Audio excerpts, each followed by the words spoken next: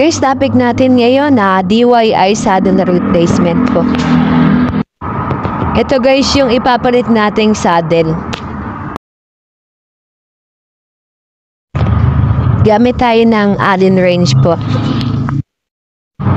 Quick release naman yung seat post clamp natin guys, kaya no need na natin gumamit ng tools.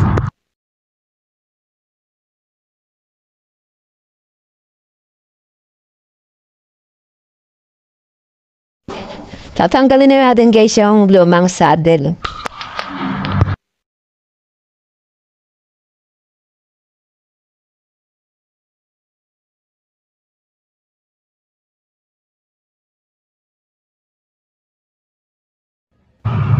Lilipat na natin yung seat post sa bagong saddles guys.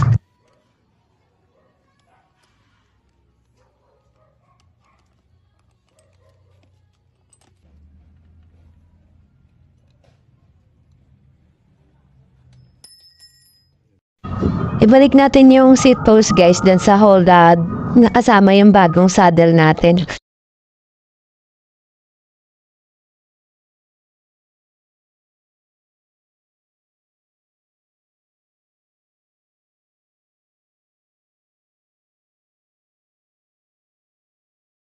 Siyempre guys, lock natin yung seat clamp natin guys para safe tayo sa paggupo.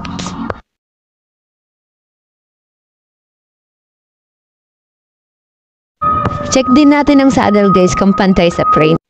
Thank you for watching guys. Comment down below, share na rin natin ang ating video. Maraming salamat.